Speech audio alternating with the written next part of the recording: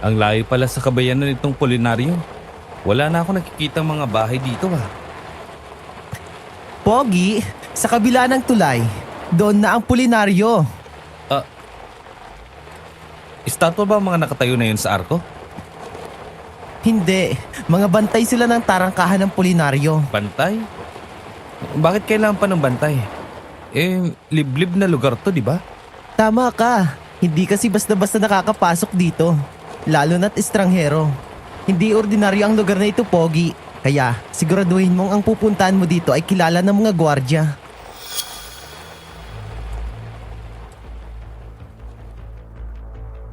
Isang mapagpalang araw po sa iyo, Sir Jupiter, at sa lahat ng tagapakinig ng Sitio Pangil.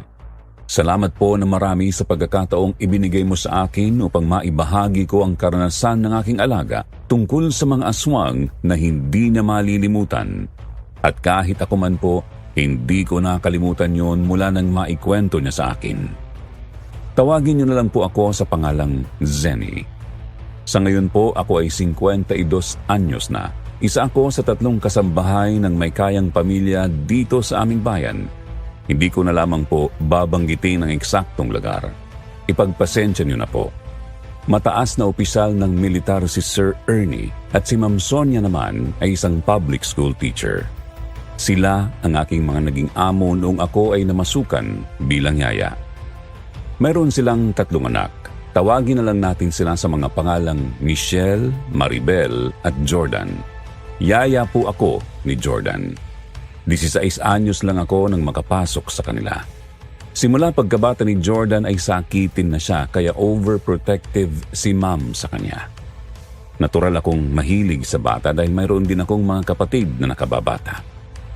Mahal ko ang alaga ko kaya todo bantay ako sa kanya na pinagseselosan ng kanyang mga ate. Hanggang sa magbinata siya, nasubaybayan ko siya. Matalino at gwapo ang alaga ko at nagtapos siya ng may Latin honor. Pero hindi yun sapat kay Sir. Gusto niyang anak ay matikas at hindi lalambot-lambot gaya ng aking alaga.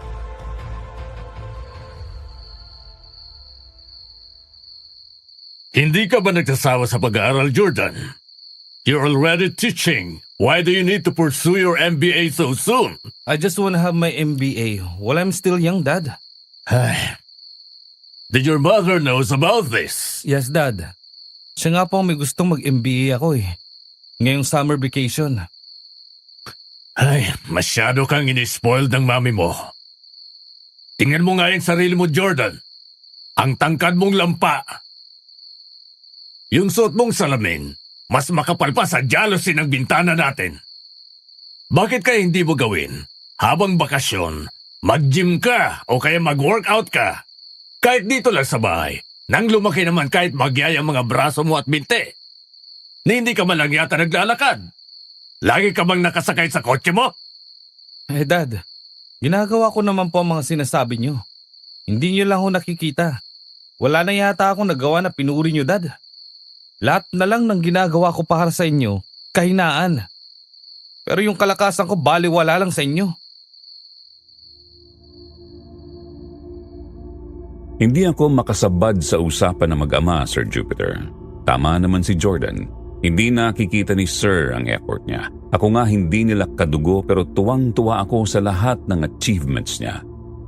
Ang totoo, mabait po si Sir Ernie. Katunayan nga pinag-aaral nila kaming dalawa ng pinsan ko na kasama ko. Nang tumungtong na ng 2nd year sa kolehiyo si Jordan, pinapasok na nila ako sa kolehiyo dahil hindi naman na daw alagain si Jordan. At ayaw nilang manatili kami sa pagiging katulong hanggang sa tumanda. Kaya lang may hinahanap talaga si Sir Ernie sa kanyang uniko iho na sa palagay ko ay medyo magpalaki ng bahagya ang katawan o kaya bruskong kilos. Kaya madalas yun nagbababad lang sa pool nila kahit mag-isa. Ilan lang din naman kasi ang mga kaibigan ni Jordan. Kaya suggestion ko sa kanya, lumabas din paminsan-minsan. Makisalamuha sa mga kaedad niya ng maengganyo sa ibang bagay na pwedeng paglibangan. Alam naman niya ang mga pwede at hindi kasi matalino siya. Isa sa mga pinupuri ko sa kanya ay ang pagiging busilak ang puso. Hindi siya mayabang kahit mayaman sila. At totoo yun. Alam mo Ate Zenny, hindi ko na talaga maintindihan si Daddy. Ginawa ko na lahat ng alam kong best para naman matuwa siya sa akin pero wala pa rin. Puro sina Ate Michelle, Ate Maribel ang pinupuri niya. Kesyo matalino si Ate Michelle dahil doktor daw sa Amerika. Matalino si Ate Maribel dahil magaling sa pag-abogado. Ako kahit nagtapos ng Latin Honor. Wala lang. Minsan nga iniisip ko, baka ampun lang ako eh. Lumayas na lang kaya ako dito. Para kapag umuwi si Daddy, hindi niya ako napagbubuntanan ng stress niya sa trabaho. Is that what you want? Don't worry. Masusunod ang gusto mo. My God, here we go again. Dad, kanina pa po kayo dyan? Yeah, I heard all of your nonsense sentiments. Don't worry. I'll talk to your mom about this. Matagal na din naman ako may plano sa'yo. Dad, please don't be mad at me. Gusto ko lang naman na makita mo rin ako na may sariling lakas, talino, at ipagmalaki niyo din gaya ni na ate. Paano naman ako kikibo? Sinenyasan ako ni Sir na huwag magsalita habang papalapit siya sa pool, kaya nakalapit siya kay Jordan nang hindi ito namamalayan. Naawa ako sa alaga ko, hindi kasi diretsahang sinasabi ni Sir kay Jordan kung ano talaga ang gusto niya, kaya tuloy nangangapa ang bata sa mga inaasahan sa kanya. Minsan naiisip ko, sana pwede ko pa siyang yakapin tulad noong maliit pa siya. Noon, kapag nadadapa isang yakap at halik lang, ayos na agad ang pakiramdam niya. Pero binata na siya ngayon. Iba na. May pagitan na. Hindi na bagay ang ganoon. Isa pa, hindi rin naging ugali ni Jordan ang magsumbong sa mami niya. Inikim-kim lang niya palagi. Ngayon, kakabalik lang ni Ma'am mula sa seminar sa Baguio. Nagkulong sila ni Sir sa silid at nag-usap ng matagal. Wala tuloy akong alam kung ano ang napagdesisyonan nila. Pero may kutob na ako. Pinag-iempake na kasi ako ng mga gamit ni Jordan. No, Dad. There's no reason for me to go there. Besides, my summer vacation was planned ahead. Hindi naman po ako bata para gawin niyo sa akin to. Pumunta man ako doon kay Lola Narda, it doesn't change anything. Hindi niya ako kilala. Ako man ganun din eh. Anong gagawin ko sa liblib na lugar na yun? Believe me, son. You'll thank me later. This is for your own good. Trust me. Mabilis ka niya makikilala. Alam na niyang darating ka bukas.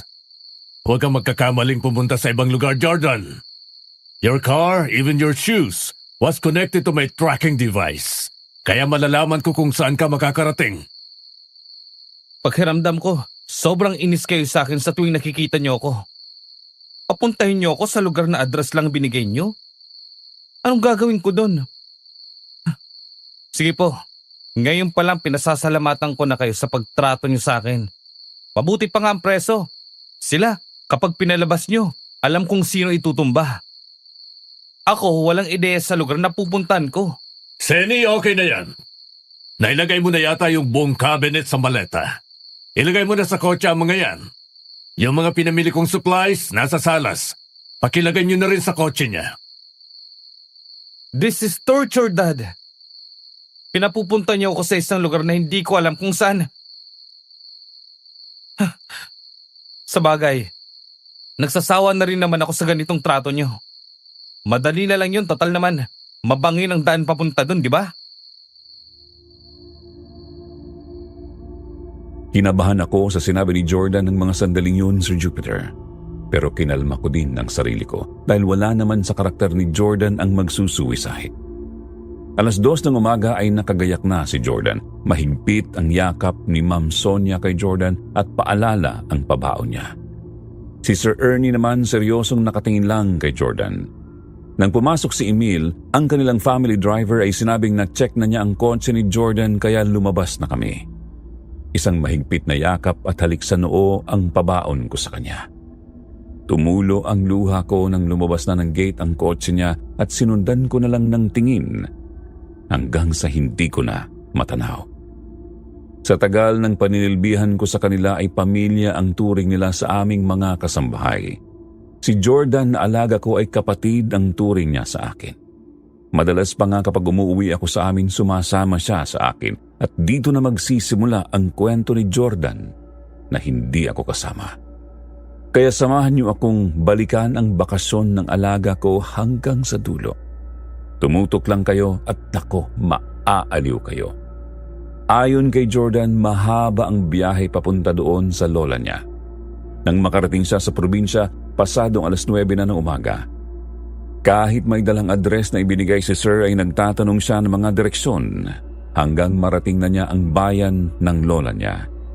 Isang tricycle driver ang napagtanungan niya at nagturo ng direksyon patungong baryo. Si Ever, isang Becky na namamasada doon. Ay, sakto Pogi. Pauwi na rin ako. Palo ka na lang sa akin ha. Doon din naman ako pupunta eh. Okay, salamat. Taga doon ka din pala sa Pulinaryo? Correct ka Pogi. O siya, Gorabels na tayo at lumulubog ng haring araw. Palo ka na lang ha. Okay, sige. Nakatutuwa naman to. Maskulado pero sexy. Wow! Kaskusero magpatakbo ah. Sige lang, okay lang yan para makarating na maaga sa Pulinaryo. Bakit kaya siya huminto sa tapat ng bahay na yun? Sandali lang Pogi. Iiwan ko lang tong tricycle dito. Boundaryhan lang kasi to eh. Okay. Sige, hintayin na lang kita. Malawak na bukiring taniman ng palay ang magkabilang daang iyon. Wala na siyang natatanaw ng mga bahay. Nang bumalik si Ever, sumakay na ito sa kotse niya. Sinabi na agad ni Ever na ilang metro na lang ay rough road na hanggang sa Pulinaryo. Habang binabagtas nila ang kahabaan ng daan na maalikabok ay panay ang tanong ni Ever kay Jordan. Hindi naman siya nairita dito dahil komedyante pala. Hanggang makita na niya ang paarkong may nakasulat na Bienvenido Apolinario. Pagtawid ng maigsing tulay. Pulinaryo na ito Pogi. May checkpoint ni Tay ha. May mga sibilyan nagbabantay doon. Medyo mahigpit dito eh. Hindi basta-basta nakakapasok. Ganun ba? Okay. Akalain ko ba namang sa liblib na baryong to na gaya nito ay may mga gwardya pa? Ano ka mo Pogi? May sinasabi ka? Diyos ko, alam ko namang maganda ako. Matagal na. Sabi ko, ang higpit naman pala dito sa inyo. Parang exclusive subdivision ng dating eh. May mga gwardya parang katipunero ang dating. Pero bakit mga sibat ang hawak nila sa halip na baril? Eh kasi, hindi naman mga ordinaryong utaw ang mga binabantay nilang makakapasok dito. Kundi mga nilalang na mula sa kaitsusan. Alam mo na yon, mga ibang nilalang. Ha? Anong ibig mong sabihin? Mamaya ko na ichichika sa'yo. Oh, halika na. Baba muna tayo at nako, medyo mukhang mahabang interogasyon pa ito eh. Titignan pa nila ang lahat ng sulok ng kotse mo. Baba na tayo. Tama ang mga sinabi ni Ever. Pinabuksan pa ang compartment at tiningnan kung ano ang nandoon. Matagal na tanungan. Kahit nagpakita pa ng ID at lisensya, ayaw nilang papasukin si Jordan. Ngunit nang sinabi niyang pasundo na lang siya sa lola Narda niya ay para silang nataranta at humingi pa ng paumanhin sa abala. Hindi naman daw niya talaga alam ang bahay ni Lola Narda kaya sinamahan siya ni Ever. Sa tarangkahan daw ng bahay ni Lola Narda pumarada ang kotse niya. Napansin niyang napapaligiran ng suha at halamang bougainvillea na nakasampay ang mga bulaklak nito sa bakod na kawayan. Malapad naman ang entrada na makakapasok ang sasakyan sa loob ng bakuran.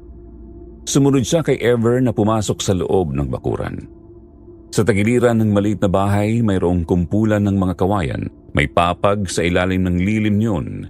Pansin niyang may usok na nagmumula bandang likuran pero nanatili siyang nakatayo sa harap ng bahay.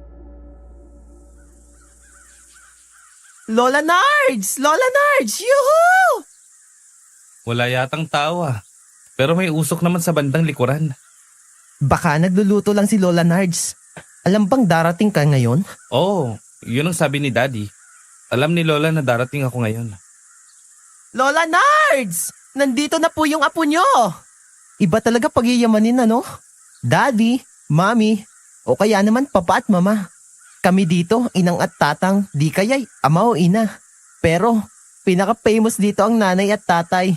Ah, teka, baka hindi tayo naririnig ni Lola Nards. Nako! Akala ko kung sinong sumisigaw. Ere palang dalagang milawit ni Kaindo. Teka, ikaw na ba si Jordan? Ako nga po. Mano po, Lola? Siga naman pala si Lola Narda. Kakaiba to ah. Sabi ni Jordan ay niyakap siya ng mahigpit ni Lola Narda. Pero malayo sa inaasahan niya ang lolang dinatnan niya sa pulinaryo. Hindi daw tipikal na lola. Si Lola Narda na nakasaya o nakadaster o bungi at nakapusod ang puting buhok. Bagets ang datingan ni Lola Narda. May mga tattoo itong bumabalot sa kanyang leeg, braso at hanggang binti ay mayroon. Higit sa lahat, sa edad na 60 ay diretso pa ang tindig nito at habang nagsasalita ay kumikinang ang mga ginto sa ngipin nito. Salamat sa paghahatid mo sa apo ko, Everesto. Hala, pasok kayo. Ikaw din, Ever. Pumasok ka muna. Dini ka na maghapunan. Lola Nerds talaga. Binubuo niyo pa ho talaga ang pangalan kong pinamana pa ni Lolo Indo. Bakit naman hindi? Kamacho nga ng dating eh. Ala, pasok na kayo. Sandali lang po, Lola. Kukunin ko lang po mga gamit ko. At saka po, ang mga pinadala ni na Daddy para sa inyo. Hala, sige. Hintayin ko na lang kayo sa loob. Tulungan na kita. Jordan pala ang pangalan mo. Kanina pa tayo magkasama, hindi ko man lang natanong. Ako nga din eh. Di ko man lang natanong ang pangalan mo kanina. Sorry. May alaga bang baboy si Lola? Nakawala yata. Tumakbo dun oh. Walang alagang baboy si Lola. Kita mo naman kakahuyan ng paligid ng bahay ni Lola. Baka mga pusang lampong lang yon. Sa lawak nitong lupain ni Lola, malamang, mga ligaw na hayop lang yon. Iyon ang sinabi ni Ever na dumagdag sa kuryosidad ni Jordan. Kaya nilibot pa niya ng tingin ang mga kakahuyan sa paligid ng bahay ni Lola. Bueno, ituloy na natin. Masaganang hapunan ang inihain ni Lola Narda para kay Jordan. Naparami talaga ng nakain si Jordan. Maging si Ever ay halos ayaw ng umayaw sa kakakain. Na-enjoy niya ang pagkain ng nakakamay para daw nasa picnic sila. Hindi gaya sa bahay nila na formal kapag nasa mesa na. La, paano niyo po nalaman na darating ako ngayon dito? Abay, kay Ernesto. Galing siya din noong nakaraang linggo ha. So, this is his plan all along.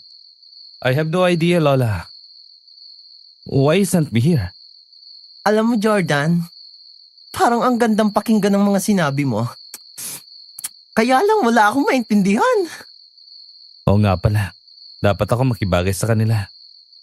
Bakit nga ba nag-English ako? Sorry ah. Kumain ka lang dyan, dalagang taring. Gusto lang nga na daddy mong mabago naman ang sinisinghot mong hangin na po. Sa lungsod panis na ang hanging nalalasap nyo kasi. Hindi po siguro. Pakiramdam ko po kasi parang mainit ang dugo sa akin ni Daddy. Ganon? Lola Nards, ano po ba ang mga ito? Ang sarap naman. Kain ka na muna dyan, Jordan. Kalimutan mo na yung daddy mo. Teka lang, apo. Alam mo, Ever, yan ay buntot ng dragon at saka tainga ng elepante. Etong sabaw naman ay gatas ng dinosaur. Tiknan mo ito, mamaya Gawa naman ito sa itlog ng agila at itlog hunyago. Abay, sa lakas mong kumain, parang ikaw ang pinaghandaan ko ng hapunan Hindi itong apo ko. Napuno ng tawanan ng bahay ni Lola ng mga sandaling yun. Napapansin ni Jordan na pamilya si Ever sa bahay ni Lola dahil siya na ang nagligpit at nagugas ng mga ginamit sa pagkain. Nang makauwi si Ever ay inayos niya ang mga dalang gamit pati na ang mga pinadala ng daddy niya. Dumidilim na daw ang paligid kaya isinara ni Lola ang pinto at bintana. Iniikot niya ng tingin ang bahay ni Lola. May 2 kwarto at salas na kadugtong ng kusina. Masinop ang bahay ni Lola dahil konkreto naman ito. Wala pa po bang supply ng kuryente dito, La? Wala pa. Kaya kulman lang ang gamit ko dito. O dito mo na ilagay sa kwarto ng daddy mo ang iyong mga gamit. Mga abubot lang naman yan ang nandyan. Sige po, La. Thank you po. Sige. Magpahinga ka na at maya-maya ay darating na ang mga kapwa ko tanod. Magro-ronda pa kami. Magro-ronda po kayo? Bakit po kasama ka? Oo, apo. Kailangan kong samahan sila. Isusi ko na lang ang pinto pag alis ako. Sige po. Dahil sa pagod ay mabilis na nakatulog si Jordan. Hindi na niya namalayan ang pag-alis ni Lola Narda. Bandang 12:00 ay nagising daw si Jordan upang magbanyo. Wala pa doon si Lola. Mayroon siyang naramdaman na kakaiba sa labas ng bahay. Mga pagaspas na animoy malaking ibon. Binaliwala lang niya yun dahil kakahuyan ang paligid ng bahay ay maaaring mga ibon nga lang yun. Kahit sa pakiwari niya ay napakalaking ibon nun. Bumalik siya sa pagtulog at hindi na niya namalayan kung anong oras umuwi ang lola niya.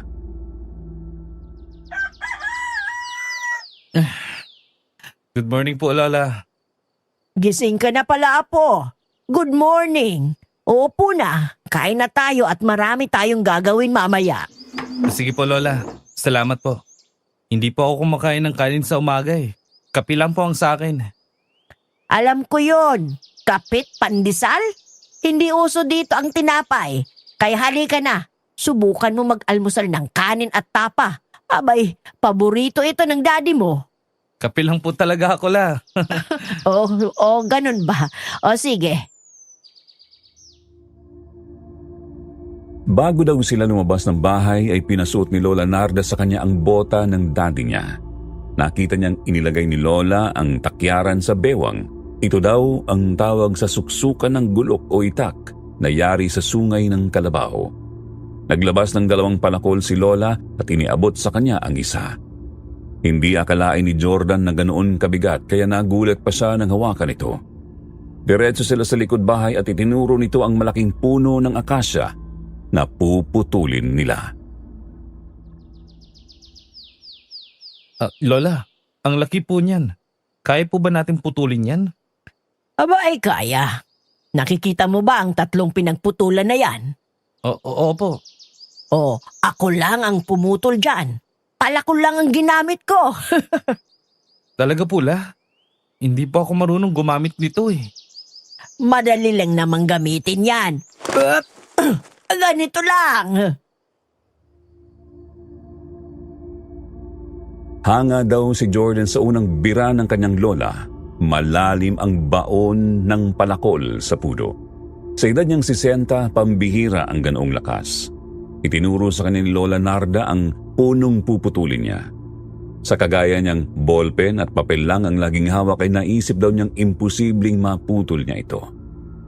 Bukod sa mabigat ang palakol, hindi siya ganoon kalakas sa tansya niya. Pero dahil nahihiya siya kay Lola, pinagmasdan niyang mabuti kung paano ang hataw ng palakol ni Lola. Sige, kaya mo yan. La, mapurol naman po yata tong palakol na pinagamit nyo sa akin eh. Tumatalbog lang po sa kahoy. Ganun ba? O di, palit tayo. Sige nga po. Eto ang gamitin mo kung mapupurulan ka pa dyan sa hawak mo. Parang mas mabigat to ah. Napasubo na si Jordan sa lola niya kaya pinilit niyang gamitin ang palakol na yon. Hindi pa napapalalim ni Jordan ang kanyang pinuputol ay naitumba na ni Lola ang punong naputol nito. Nagsindi ito ng tabako at nakadikwatrong nakaupo sa nakabuwal na puno habang pinagmamasdan si Jordan. Lalo siyang nakaramdam ng hiya kaya kahit ngawit na ang mga braso at masakit na ang likod, patuloy pa rin siya sa pagpalakol sa puno. Dahil unang beses pa lang sa ganitong gawain, naliligo na siya sa sariling pawis kaya napasalampak na siya sa pagod. Halika muna sa bahay at magminandal kita. Pakiwari ko'y nangangatog na tuhod at braso mo sa pagod. Sige nga po. Hindi ko kayang putulin Tolay. Mapuputol mo rin yan. Balikan mo na lang. Hindi ka kasi nag-almusal kaya wala kang lakas. Mahina lang po siguro ang katawan ko la. Bata pa po ako. Ganito na talaga ako eh. Sakit din po kasi ako dati. Kaya hindi ako sanay sa mabigat na gawain. Kaya nga, kailangan mong magpalakas ng katawan. Gwapo ka nga, malamya ka naman. Matangkad ka nga, pero ang payat mo naman. Para kang poste ng kuryente sa highway. Lola talaga. Pinuri mo nga po ako. Nilait mo din naman. Sa sobrang pagod ni Jordan, hindi na niya nakuhang magtanghalian. Nakatulog siya hanggang 3:00 ng hapon. Nang magising siya, dama niya ang pananakit ng buong katawan. Wala si Lola Narda sa loob ng bahay kaya hinanap niya ito. Sa likod bahay ay naulinigan niya si Ever na tumutulong kay Lola sa pagputol ng mga sanga ng nakatumbang puno. Naku, gising na pala ang pogi. O ano, napasubo ka na ba sa pagputol ng akasya ano? Ay. Oo nga eh. Masakit nga ng katawan ko. Oli ka dito, Apo. Magkalis ka ng mga maliliit na sanga at nang maputol-putol. Nang mabilis matuyo at nang may istak tayong panggatong para mawala din ang pananakit ng katawan mo. Sige po. Baka po lumala pa ang pananakit ng katawan ko dyan la ha. Ay, mawawala yun mamaya. Magaling ako maghilot. Halika na at lumabilis tong matapos tong sangkaterbang sangang puputulin na to. Parang hindi ko na kayang ingat ang mga braso ko eh. Kapag hindi mo iginalaw yan, hindi maaalis ang sakit niyan. Kaya halika dito. Sige na nga po.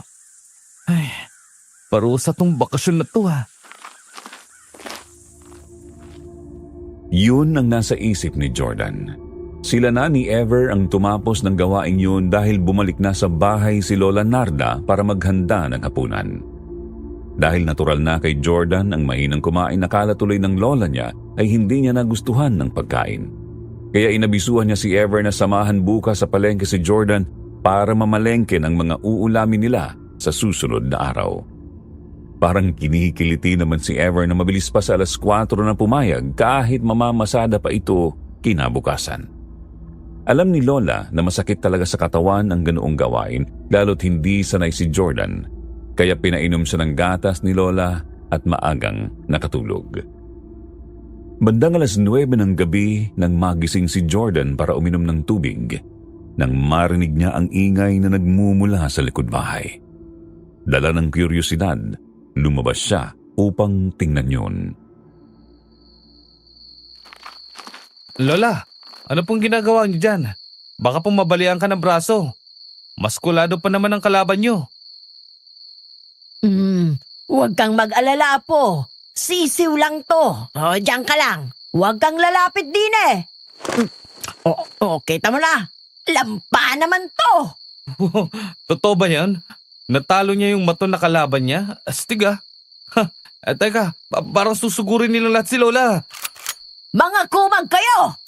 Ang lalakas ng loob niyong hamunin ako ng bunong braso dito pa sa bakuran ko. Mga lampa naman kayo.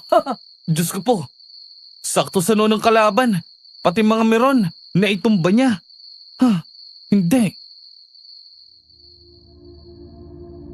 Hindi makapaniwala si Jordan sa nasaksihan niya. Nakaramdam ng takot si Jordan sa lola niya, Sir Jupiter. Ang iniisip niya ng mga oras na yon ay kriminal si Lola Narda kaya ito maraming tato sa katawan. Hindi siya makaalis sa kanyang kinatatayuan dahil sa pagkabigla sa kanyang nasaksihan. Nilapitan siya ni Lola Narda para ipakita ang mga binaril niyang lalaki. Wala sa sariling sumunod si Jordan sa ipinapakita ng lola niya. Mula sa pagiging maskuladong mga lalaki hanggang sa pagiging baboy ramo.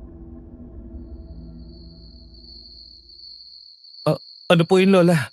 Halos butot balat lang ang papayat. Mahahaba ang mga kuko at ngipin nila. Kaya nga tinawag silang tangid ng mga taga rito. Mga aswang na kayang maging anyong hayop. Aswang? May aswang pa po ba sa panahon ngayon? Hayan! Aswang ang mga yan! Kung hindi ko biniril ang mga yan, lalabas ang mga pakpak nila at gagala sa buong baryo. Maghahanap ng sanggol sa sinapupunan at bibiktimahin nila. Pero titigan mong mabuti. Huwag kang kukurap. Ayan ang tunay nilang anyo. Mga baboy ramo. Tandaan mo, Apo, hindi lahat ng nakikita ng iyong mga mata ay totoo. Minsan, nililing lang tayo ng sarili nating paningin. Baboy mo nga. Pero bakit berde ang dugo na tumutulos sa noo ng baboy? Uwi na ako bukas din. Hindi ako tatagal dito. Hindi ko pinangarap na maka-encounter ng mga supernatural. Jordan! Jordan! Natakot ang apo ko. Hindi pa siya handa para makakita ng ganito. Bakit nga ba nalimutan kong ikandado sa labas ang pinto ay? Nagiging ulyanin na yata ako. Matanda na kasi. Pagbalik daw ni Jordan sa bahay ay diretso siya sa kwarto. Matagal siyang nakaupo. Iniisip kung ano ang kanyang nakita. Kung totoo ba yun o guni-guni lang. Nangangatal pa ang kanyang katawan sa kaba nang naisip niyang ayusin ang kanyang mga gamit na kalalabas lang. Hindi po kasi palaaway si Jordan. Lagi siyang umiiwas kahit nakaranas siya ng pambubuli noong nasa high school siya dahil ayaw niyang magka-record ng hindi maganda. Malalim ang iniisip ni Jordan nang pumasok si Lola Narda. Naupo siya sa gilid ng kama habang humihit-hit ng tabako. Alam kong natakot ka, Apo. Pero hindi kita mapapayagang umuwi nang wala sa panahon. Pasensya na po kayo, La. Pero ayoko mabuhay ng bayolente. Hindi ito ang buhay na gusto ko. Kaya hindi ako pumasok sa military kahit anong pilit ni Daddy sa akin. Kaya uwi po ako bukas ng umaga. Pasensya na po. Parang narinig ko na yan sa daddy mo noong bata pa siya. Hindi naman siguro lihim sa iyo, Apo, na hindi ako ang ina ng daddy mo, kundi ang kapatid ko. Pero maagang naulila sa mga magulang ang ama mo, kaya kinuha ko na siya at ako ang nagpalaki sa kanya. Alam po namin yun, Lola. Sa amin, kayo talagang lola namin. Iminulat po kaming mahalin kayo, gaya ng pagmamahal ni Daddy sa inyo. Kahit minsan lang namin kayo nakita. Sige, magpahinga ka na at magro-ronda pa ako kasama ng mga tanod dito. Ikakandado ko na lang sa labas ng pinto kung natatakot kang may makapasok dito. Paglabas daw ni Lola Narda ay narinig niya ang pagkandado sa labas ng pinto. Narinig niya ang papalayong yabag ni Lola. Napahiga na lang daw siya sa upuang kahoy sa salas. Dala ng pagod, naidlip siya. Nalimpungatan si Jordan nang marinig niyang bumukas ang pinto. Umaga na pala, nandoon na si Ever at nag-aalmusal na. Good morning, Pogi. Almusal ka na at nung maaga pa tayo sa palengke. Mainam kasing umaga tayong mamalengke para abutan natin ang mga sariwang isda. Oo nga naman, Apo, halika na. Ginawang kita ng tsokolating inumin. Lola, plano ko na pong umuwi ngayong umaga. Apo, huwag mo na sana akong bigyan ng problema sa daddy mo. Kung pwede, dumito ka muna kahit 1 linggo bago ka umuwi. Correct si Lola Pogi. Pagkatapos ng 7 days a week at di mo talaga kayang tagalan ng luto ni Lola, saka ka umuwi. Ako naman ang sasama sa iyo. Joke! Anong sinasabi ng isang to? May ideya kaya siya kung bakit gusto ko nang umuwi? Samahan mo siya kay Mang Tibo, ha, Ever? Ikuha mo ako ng daing na labahitahan at magluluto ako ng Bicol Express. Alam kong paborito ni Jordan yon. Hindi na ipilit ni Jordan ang kanyang planong pag-uwi kaya napilitan siyang sumama kay Ever sa palengke. Tahimik siyang sumusunod kay Ever habang namimili ito ng mga bilin ni Lola. Dahil alam ni Ever na wala sa wisyo si Jordan ay naging maharot ito, lalo na sa pwesto ng mga nagtitinda ng karne. Hindi na nagugustuhan ni Jordan ang mga biro ng mga tindero kay Ever, kaya sinabihan niya itong bilisan ang pamimili dahil nambabastos na ang mga ito. Dahil seryoso siya, naging pino ang mga kilos at salita ni Ever. Palabas na sila ng palengke nang makita nilang may mga lalaking nakapalibot sa kotse ni Jordan at pilit binubuksan ang pinto nito. Sinita ni Jordan ang mga ito. Kinutuban si Jordan na karnaper ang mga ito. Dahil matabil ang dila ni Ever, sinuntok siya ng lalaking nagbubukas ng pinto nito. Nang makita ni Jordan ang ginawa nito kay Ever ay sumugod na siya at pinagtulungan silang dalawa ng apat. Nagtakbuhan ang mga nanggugulpi sa kanila nang dumating ang mga tanod na nagbabantay sa loob ng palengke. Salamat po, sir. Ouch. Ayos ka lang? Ano ka ba, Jordan? Sabog pareho ang nguso natin. Bugbog sarado tayong dalawa. Sa tingin mo ayos pa ba ako? Mga kumag na yun. Aray ko! Ginawa tayong punching bag! Tayo na.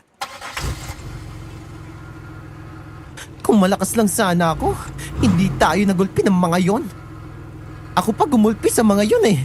Ikaw naman, hindi ka man lang marunong mag-self-defense? Hindi ka nagpaturo kay Sir Ernie o kaya kay Lola Narda? Hindi eh. Pasensya ka na. Ayoko maging bayolente. Sosmi naman! Kung mo bang marunong kang ipagtanggol ang sarili mo, magiging bayolente ka na? Labo mo naman! Ang ibig kong sabihin, kung marunong ka mag-self-defense, di sana, hindi ganito ang inabot natin. Tama dun si Ever, hindi po ba? Kaya ngayon malaking problema para kay Jordan kung uuwi siya. Paano niya ipapaliwanag kay Sir Ernie ang mga pasa niya sa mukha? Kaya kailangan talagang magpagaling siya doon kay Lola Narda. Pero ayon kay Jordan, Sir Jupiter, noon niya naisip na kailangan nga niyang matuto ng self-defense. Pagdating nila sa bahay, nakita ni Lola ang hitsura nilang dalawa. Pero hindi nagtanong si Lola.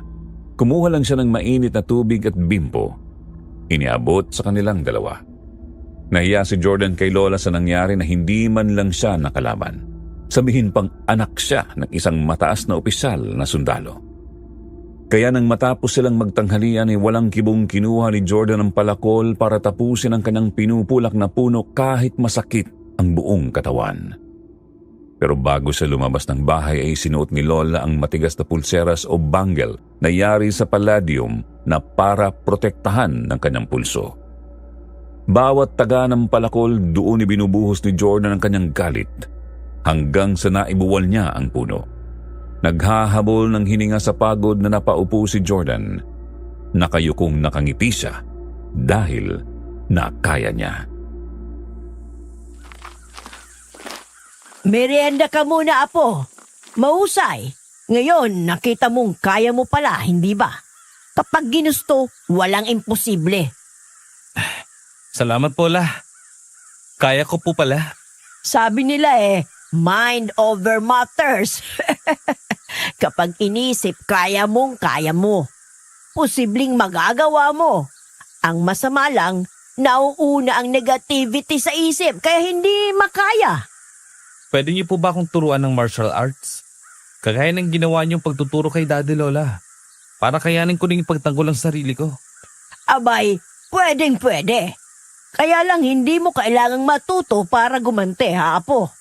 Para ipagtanggol din lang ang nangangailangan ng tulong, lalo na't mahal mo sa buhay, kung hinihingi ng pagkakataon. Alam ko po yun, La. Kaya nga po gusto kong matuto. Kaya lang po bukas na lang po tayo magsimula. Kasi po masakit ng buong katawan ko ngayon eh. Habang kumakain sila ng hapunan, ramdam ni Jordan ang sakit sa buong katawan at nanghihina ang katawan niya. Pansin yun ni Lola. Kaya nang matapos silang kumain, sinabi ni Lola sa kanya ang nakasalang sa kalan na malaking kaldero ay pampaligo niya. Nilagang dahon ng kamyas at suha para mawala ang pananakit ng katawan. Walang reklamong sinunod naman ito ni Jordan. Sabi niya ay nagginhawaan siya at nakatulog ng maaga ng gabing yun. Sige, sugod! Tikman yung kamong bakal ko! Isa ka pang kumagat! Ikaw na ambog ka! Ikaw ang dapat unang inoon! Pwes, tapusin na natin ang hungang niyan! Apo, sa likod mo! Ang lanseta sa dibdib mo itarak! Akala niyo duwag ako ha? Akala niyo lang yon. Ang husay mo, Apo! Napaslang mong lahat! Pati na ang pinuno nila! Babangasin kitang salot ka! Ungas na to. Sa isang iglap, napakita din ni Jordan ang kanyang gilas sa pakikipaglaban. Talas ng pakiramdam at lakas na pambihira.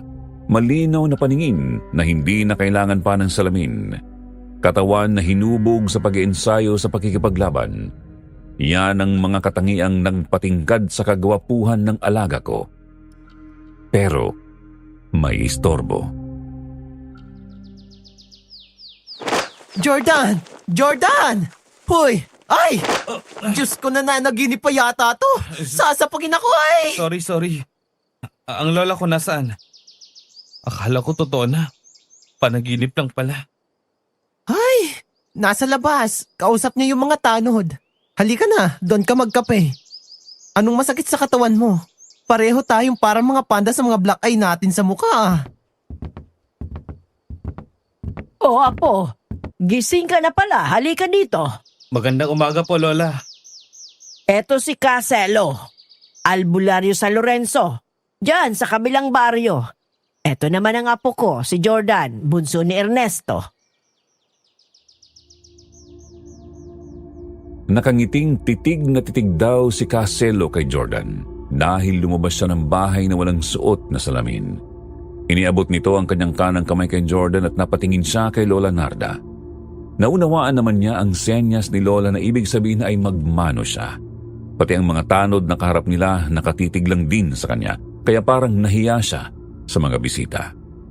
Alam ni Jordan kung bakit, dahil sa mga pasa niya sa mukha.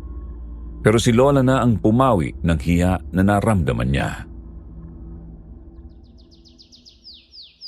Kamukhang kamukha mo kasi ang iyong ama. Kaibahan lang medyo payat ka. Ang ama mo kasi nung binata nako, maskulado. Abay anong tikas. Kaya nung nanliligaw palang kay Sonia, hindi nga makuhang pagsungitan ng tiyuhin ng mami mo. Abay, ano ba mga hanapin sa kanya? Magandang lalaki, magalang at mabait. O sige nga.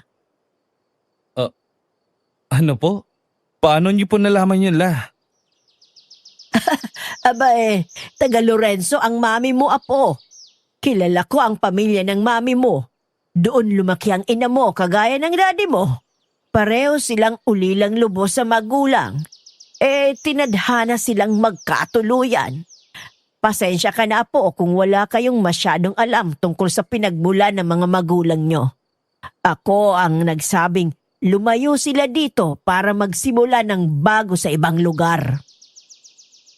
Ngayon ko lang po nalamang taga rito rin pala sa bayang to si Mami.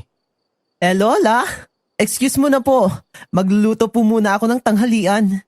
Ay sige, maganda yung naisip mo at nang dito na kumain sila Caselo at itong mga tanod na kasama niya. Matapos ang tanghalian ay nagpaalam na ang mga bisita ni Lola Narda. Hindi nawaglit sa isip ni Jordan ang usapan nilang maglola na magsasanay siya ng martial arts. Bihasa si Lola sa judo at karate, maging sa paggamit ng arnis at espada. Astig si Lola Narda, di ba? Ang nalalabing oras ng hapong yon ay ginugol nila sa pagsasanay sa likod bahay. Kaya nang maghapunan, napansin niyang malakas siyang kumain na parang ginutom ng 3 araw. Lola, matanong ko lang po. Bakit po marami kayong tattoo sa katawan? May Criminal record? Wala, Apo. Dito nang gagaling ang lakas na taglay ko. Talaga po, Lola? Paano po kayo nagkaroon yan? Pamana ito ng aking ama na tinanggihan naman ng ina ng daddy mo. Kagaya nitong si Leon na nasa braso ko. Siya ang nagbibigay ng bangis ko sa pakikipaglaban. At itong kabayo naman ang nagbibigay ng tutulin sa aking tumakbo ng mahabang distansya. At itong mga Arabic na letrang nasa likod ng mga binti ko ay mga simbolikong nagbibigay ng nakamamanghang bagay na minsan ay nagagamit ko. Anting-anting po ang mga yan, La. Si Dada rin po. Mayroong mga tattoo sa katawan. Oo, sa kanya ko ibinigay ang iba para maproteksyonan ko ang ama mo kahit malayo siya sa akin. Pero hindi sapat ang anting-anting para proteksyonan ang sarili at mahal natin sa buhay. Kailangan din nating maging hasa sa sariling kakayanan sa pakikipaglaban. Kung sana lang hindi tumanggi ang ina ng ama mo, sana ay buhay pa silang mag-asawa. Ayon daw sa Lola Narda niya, ang ama ni Ma'am Sonia at ama ni Sir Ernie ay magkalabang mortal sa politika na humantong sa nakakagimbal na ubusan ng buhay. Ang akala ng marami, nagpataya na magkabilang kampo, ngunit ang katotohanan ay mga aswang ang kumitil sa buhay ng magkabilang pamilya. Ang salarin o mano ay isang politiko na lahing aswang. Alam ng mga magulang nila ang posibleng mangyari kaya si Ernie ay nasa pangangalaga ni Lola Narda at si Sonia naman ay kay Lolo Carling. Ngunit nang maganap ang pagpaslang sa magulang ni Ernie ay nandoon siya sa kanila. Mabuti lamang at pinatago siya ng kanyang ina sa cabinet sa ilalim ng lababo. Ganun pa man ay nakita ni Sir Ernie ang pagpaslang sa magulang niya. Alam ni na Lola Narda at Lolo Carling ang katotohanan kaya hindi sila humadlang sa pag-iibigan ng dalawa noon. Pinalayo sila upang hindi madamay ang kanilang pamilya dahil maaaring pumasok din sa politika si Sir Ernie o Ma'am Sonia para makaganti sa mga salarin sa pagkamatay ng kanilang mga magulang. Naiganti ko naman ang ina at ama mo, Apo. Marami ng mga aswang ang napaslang ko. Kabilang na doon ang tunay na punot dulo ng kamatayan ng mga kapatid ko. Pero buhay pa ang mga anak nila. Hindi nga lang namin kilala. So, totoo pong may mga aswang dito sa probinsya, Lola? Meron. Kaya nilang mag-anyong kahit ano para linlangin kahit sino. Kaya kailangan mo ng talas ng mata, pangamoy at pakiramdam para hindi ka nila maisahan. Alam mo, Apo, nasasabi kami sa inyong magkakapatid na makauwi dito. Pero hindi naman namin mapilit ang mga magulang nyo kasi kami mismo ang nagpalayo sa inyo. Pero ang ama mo na ang nagpauwi sa iyo dito. Kaya alam kong delikado para sa iyo ang manatili dito. Maliban na lang kung handa kang matutunan ang ipagtatanggol ang sarili mo, ay tiyak kong mawiwili ka rito. Pasensya na pula. Wala kaming alam sa pinagdaraanan ni na Daddy at Mami. Kaya pala ganun si Dad sa akin. Ngayon po naintindihan ko na siya. Hindi ako pwedeng mahina habang buhay at laging iiwas na lang. Nang gabing yun, naghahanda si Lola Narda para sa pagroronda. Nagpresenta si Jordan na sumama sa lola niya. Palabas na sila ng bahay ng saktong pagdating ni Ever, kaya sumama na rin ito. Mula sa tarangkahan ng baryo hanggang sa hangganan ng Lorenzo ay naabot nila. Tahimik ang kapaligiran nang marinig nila ang pagaspas ng animoy malalaking ibon. Ano yun? May paparating. Humanda kayo mga kasama. Lola, ang dami nila! Dadagitin tayo! Apo, huwag kang lalayo sa akin. Hawakan mo itong itak. Huwag kang mag-aatubiling gamitin yan kapag lumapag ang mga paa nila sa lupa. Opo, Lola. Walang atras! Sipatin niyo sa puso at ulo ang target! Sugod! Diyos ko po. Patapangin niyo po ako. Mga ungas kayo! Si Lola Narda! Nahablot ng aswang! Jordan! Tulungan mo si Lola! Lola! Mga salot kayo! Kahit sugatan na si Lola Narda ay mabilis pa din siyang kumilos dahil hasadi ng mga tanod sa ganoong pagkakataon ay nagupo ang mga aswang na sumalakay.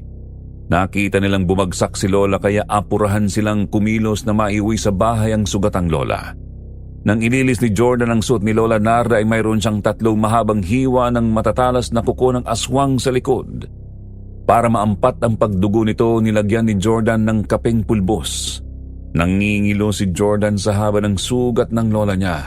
Kaya habang pinupunasan niya ang natuyong dugo at nabuong kape, ramdam ng lola niya ang panginginig ng kamay ng apo. Nagpatuloy ng pagroronda ang mga tanod kaya naiwan na sila sa bahay. Nararamdaman kong humihina na rin ang katawan ko. Gusto ko sanang maisaalin ang aking kakayahan para mahasa ko siya paggamit nito bago ako tuluyang humina. Wala po ba kayo napipili dito sa mga tanod niyo, Lola Narda? Maraming kwalipikado sa kanila. Halos lahat sila. Pero ang maaari lang na mag-angkin nito ay kadugo ko, pwedeng anak, pwedeng pamangkin. O kaya'y apo. Oh, ba't di mo po ipasa kay Sir Ernie o kay Jordan?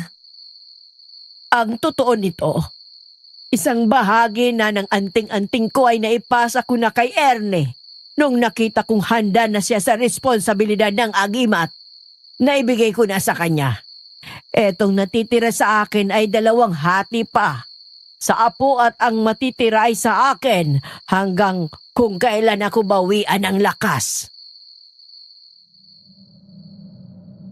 Sabi ni Jordan, lahat ng mata ay sa kanya. Hindi daw siya makakibo dahil sa mga salita ni Lola Narda sa kanya. Tumutukoy kung tatanggapin ba niya ang agimat para makagaan sa lola o tatanggihan. Pero sa palagay daw niya ay hindi niya kakayanin dahil pakiwari niya sa sarili ay mahina. Nasa malalim na pag-iisip si Jordan nang kalabitin siya ni Ever. Naiintindihan mo ba ang sinasabi ni Lola? Oo. Kaya lang parang hindi pa ako handa. Kung may handa mo ba, apo, ang sarili mo ay tatanggapin mo. Opo, Lola. Gusto ko ding makatulong sa mga mahihina. Kaya ko ding protektahan ng iba. Mabuti naman, apo. At may malinaw kang layunin sa pagtanggap kapag naihanda na kita. Sige po, Lola. Tayo na po sa kwarto niyo para makapagpahinga na po kayo.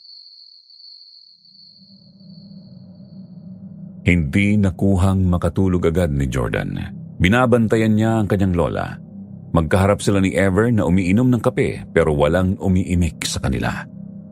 Malalim ang iniisip ni Jordan. Nagkatinginan silang dalawa nang makarinig sila ng pagaspas ng pakpak at alam na nilang dalawa na tangid yun. Mabilis na tumayo si Jordan at kinuha ang itak ng lola niya. Lalabas na siya nang pigilin ni Ever ang kanyang kamay. Umiling ito sa kanya at sinenyasan siyang maupo. Pero hindi nagpapigil si Jordan. Lumabas siyang matatagang tayo at mahigpit ang hawak sa itak pero wala namang nandoon sa labas. Pagpasok niya sa loob ay namamaluktot sa upuan si Ever sa takot. Hindi na siya kinibupan ni Jordan at nahiga na lang si Jordan sa mahabang upuang katapat niya hanggang tuluyan na siyang nakatulog. Bangon na kayo. Tanghali na. Lola, kumusta na pong pakiramdam niyo? Dapat nagpahinga lang po kayo eh. Ako, okay na ako. Malakas pa ako sa kalabaw ngayon. Huwag kang masyadong mag-alala sa akin. Ayos na ko. Tingnan mo tong sugat ko, tuyo na. Naghihilom na nga po, Lola. Paano po nangyari yon? Napagaling ako ng tatong Arabiko. Kita mo, nabawasan na sila. Ganyan ang mga yan. Sa tuwing sasaluhin nila ang buhay ko ay naglalaho na sila. Ang nananatili lang ay ang mga tatong proteksyon at nagbibigay ng lakas sa akin. Pero humihina na nga ang katawan ko kaya hindi ko na din kakayaning suplayan ng resistensya ang mga anting-anting ko. Kaya maghanda ka, apo. Opo, Lola. Sisikapin ko pong maging handa. Kahit kinakabahan po ako. O siya, dulog na at kumain na tayo. Dalagang Tereng, bangon na! Kain na tayo! Nang hapong yun ay nagpatuloy si Jordan at Lola Narda sa pag-ensayo. Ramdam ni Jordan ang malaking pagbabago sa kanyang sarili. May lakas na kusang lumabas sa kanyang katawan. Mas nagiging matalas ang kanyang pakiramdam. Sinanay din siya ni Lola Narda sa paggamit ng iba't ibang mga sandata. Sabi ni Lola Narda sa kanya na tama daw si Sir Ernie na may natatagong lakas si Jordan na kailangan lang na pag-aralan kung paano ito lalabas ng natural. Kaya ng gabing yun, muling isinama ni Lola si Jordan sa kanilang pagruronda. Lola, ang tagal nyo naman po. Kanina pa ako naghihintay dito eh. Oy, Jordan, magaling na mga pasamo sa mukha. Bakit ang sa akin hindi pa? Oh, ha? Wala na ba? Siguro dahil sa mga daong pinapaligo ko. Sasama ka ba uli, Ever? Ay, maganda yan. Nagiging kapaki-pakinabang ang maskuladong katawan mo. Doon na muna tayo sa hangganan ng baryo magpunta, mga kasama. Opo, Lola. Para magkaroon naman po ako ng saysay sa kasaysayan ng pulinaryo. Parang may paparating na. Oo, haya na sila. Alis to, mga kasama! Sibatin nyo! Oh, Diyos ko. Ang dami nila. Papalapit sila sa akin. Ungas ka. Isa ka. At ikaw din. Babaliin ko ang pakpak mo. Oh my gulay! Ang lakas mo pala, baby! Ay, kapayong bakla! Ayun pa! Saluhin mo ang kamao ko. Eto ba?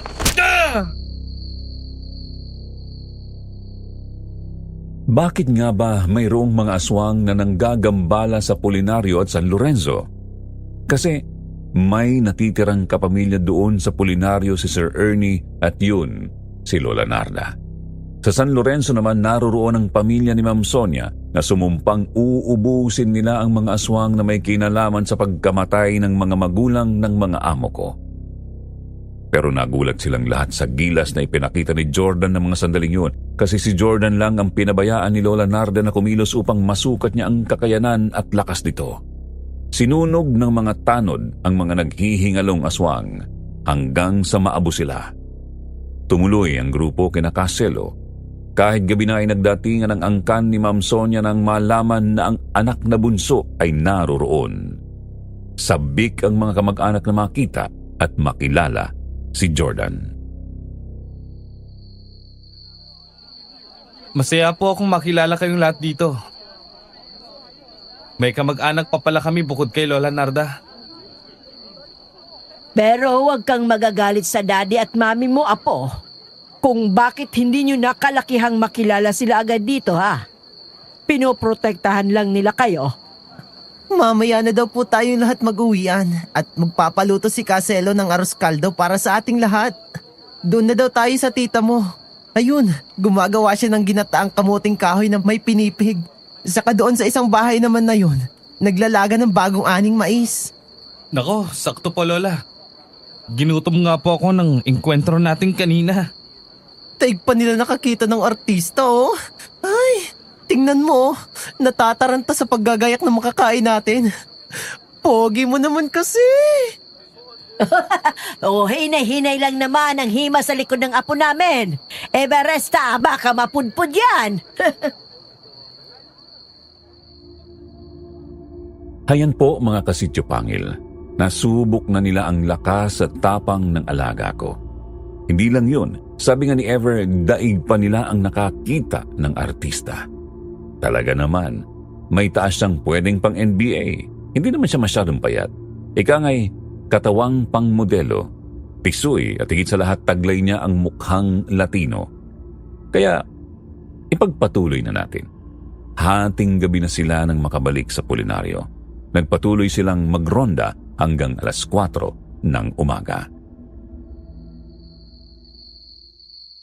Alika na, apo. Matulog na kita. At daig pang kuliglig itong si Ever kung maghilik. Kaya nga po, napagod ang dalagang taring. Hindi na pagod. Nasobrahan ka mo ng busog. Halika na, apo. Ay, teka lang. Yung arenela ko pula. Lola, Salamat po sa pagtsatsaga yun na turuan ako ha. Ngayon, napapakinabangan ko na. Lagi mong tatandaan, Apo. Hindi natin dapat sukuan ang taong mahalaga sa akin. Lalo na at sila'y mahal natin sa buhay. Hindi natin hangad ang maghiganti, pero kailangan nating ipagtanggol ang ating sarili at ang mga taong baryo. Sabi ni Jordan, tanghali na naman nang sila'y magising. Ginising siya ng amoy na nagmumula sa niluluto ni Lola. Kare-kare. Ito ang paboritong ulam ni Jordan. Habang kumakain sila ng tanghaliang yon, matamlay si Lola Narda kahit nagpapatawa ito. Ang mga pagmamasid ni Jordan ay hindi nakaligtas sa matalas na pakiramdam ni Lola. Kumain ka na lang muna, Apo. At ikaw naman, Ever, ipamalengke mo ko mamaya ha. Naubos ng istak kong nyog dito. Ipakain mo na din ang iba. Sure, Mother Nature. Pero uuwi po muna ako nang makapag-shower to shower naman ako. Amoy binubura na po ako eh. Sige. Hindi pa ba umuwi si Tisay? Bakasyon na. Baka po ngayong linggo. Ay naku, salamat po Lola. Nabanggit niyo si Tisay. Magluluto po ako ng bilo-bilo. Paborito yun ng bunso ko eh. Sino pong Tisay, Lola? Anak mo, Ever? Hindi anak ni Ever si Tisay. Kapatid niyang bunso yun. Nako, pabait na kuya, ate yang si Ever. Nagsasakripisyo yang hindi matapos ng koleyo at namasada na lang habang pinag-aaral yung bunsong kapatid. Si Laila, Tisay ang palayaw niya. Mestisa kasi kaya Tisay ang tawag sa kanya noong bata pa eh. Nakatandaan naman ang tawag na yon. Wow! Saludo ako sa'yo, Ever. Sinasakripisyo mo ang future mo para sa kapatid mo. Pero ikaw, wala ka bang planong mag-aral ulit? Una, salamat. Pero hindi ko sinolo ang pagpapaaral kay Tisay ano. Si Lola Narda ang kanyang totoong sponsor. Ako, support lang. Baon at pamasahe lang ang sinagot ko. Tsaka, hindi lang naman si Tisay ang pinag-aaral dito ni Lola. Marami sila. Ang iba nga nakapagtapos na. Gaya ni Tisay na teacher na ngayon. Yun si Lola Narda, mga tagapakinig. Hindi lang siya basta matapang na kapitana na may anting-anting. Isa din siyang pilantropo. Dahil nag-iisa lang sa buhay, tanging si Sir Ernie lang ang pamilya niya. Kaya ang kanyang pensyon ay ginugugol sa mga scholar niya. Pero wait, hindi lang pala si Lola ang tumutustos sa kanila, pati pala sila Ma'am Sonia at Sir Ernie ay tumutulong din sa mga scholar na yon. Katunayan nito, isa ako sa mga natulungan nilang makapag-aral sa kolehiyo. Ayon pa kay Lola Narda, itinutuloy lang ng pamilya nila ang naumpisahan ng mga magulang ni Sir Ernie. Kaya sa mga nalaman ni Jordan, proud na proud siya sa pamilyang kinabilangan niya. Nang hapong yon, habang nagkakape sila ng lola niya, pansin pa rin ni Jordan ang tamlay ng lola niya. Lola, bakit po hindi ko na mahubad ng bangle na isinuot niyo sa akin nung nagpupulak ako ng puno?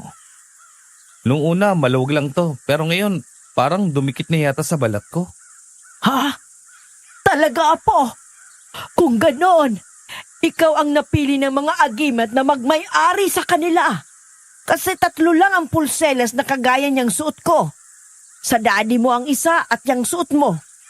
Kapag kumapit sa iyong katawan ang mga kapangyarihan niya, gusto ka nila. Mapapasayo ang kobra at alakdan. Sa daddy mo ay taglay niya, tigre at hunyago. Sa akin ay maiiwan pa ang dragon, Pegasus at mga letrang ito ng sinaunang Arabikong na nagtataglay ng kakaibang lakas. Ibig mong sabihin, gusto nila ako? Pero sa tingin ko, hindi pa ako handa. Nakaya mo na nga po. Hindi mo ba naramdaman kagabi ang lakas na taglay mo? Ay, sa isang suntok mo lang, nabasag mo ang mukha ng mga aswang. Ikaw lang ang kumilos kagabi Oo nga po no. Ang lakas ko nga po kagabila. Huli na nga po nang mapansin ko yon. Pero kailangan ko po ng tulong nyo. Asahin niyo pa ako kagaya ni Daddy. Naku, apo ko. Matutuwa ang ama mo. O sige, ipagpapatuloy natin ang pagsasanay ngayon din. Tayo na! Sa umaga ay nag-iigib siya ng tubig pagkatapos ay bahagyang pahinga. Pinuputol ni Lola ang mga punong overdue sa kakahuyan upang gawing panggatong. Sa pagsapit ng gabi, muling sasama sa pagroronda. Ilang araw din ang ginugol ni Jordan sa pagbabatak ng katawan sa gawaing yun. Hanggang sa pati mga tanod kasama na rin sa pagsasanay. Bumuo ng grupong makakasabay ni Jordan sa pagsasanay ng karate. Dahil na rin sa mga teknik na itinuro ni Lola, nabuo ang kumpiyansa ni Jordan sa sarili. Sa pagkakaalam ni Jordan, sa tulong na rin ng agimat na natanggap niya ay mas napabilis ang pagbabago ng katawan niya. Habang nagpapahinga sa ilalim ng kawayan ng mga nagsasanay, dumating si Ever na kasama si Tisay. Good afternoon po, Lola Narda. Namiss ko po kayo.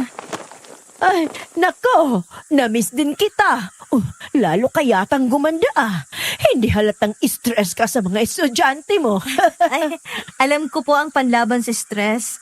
Hindi ko nalilimutan ang itinuro nyo. Lola, ang ganda naman ito. Ay, oo nga pala, Laila. Ito ang apo ko, si Jordan.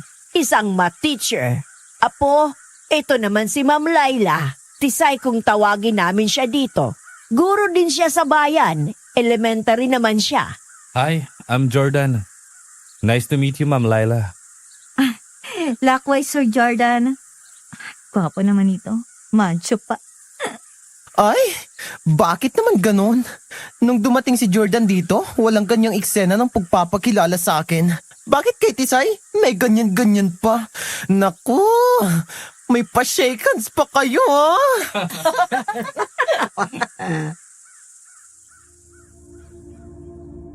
Siyempre, napuno ng tawanan ang bakuran ni Lola Narda dahil sa pakengkoy na banat ni Ever. Pero ayon kay Jordan, hindi niya maitago ang paghanga kay Tisay, Sir Jupiter. O di ba, ang dating mahiyain, ngayon may kumpiyansa na sa sarili. Kung dati ayaw ipakita ang katawang maribs lang, ngayon kahit na may babaeng kaharap, di nahiyang dumisplay ng walang t-shirt. At halata naman daw kay Tisay na attracted ito kay Jordan. Pansin daw na hindi kumukurap sa pagkatitig sa kanya. Lalo namang nabulabog ang lahat ng maghain na si Ever at Lola Narda ng ginataang bilo-bilo. Kain lang kayo ha. Marami tong niluto ng ate ko. Joke. Salamat kuya, ang sarap. Walang anuman. Mabuti naman at nagustuhan mo. Inutang ko yun kay Lola Narda at pinabili ko ng sangkap nito. Bayaran mo na lang ha, bunso? Masarap nga. Thank you sa libreng merienda. Ay hindi lang po ikaw sir ang magbabayad. Lahat kayong mga tanod. 30 pesos ang mangkok ano? O ikaw Teban, nakakadalawa ka na. 60 na yun ha. Ikaw talaga, oo. Gugutumin ula mga yan sa mga tirada mo siya nga pala, Tisay.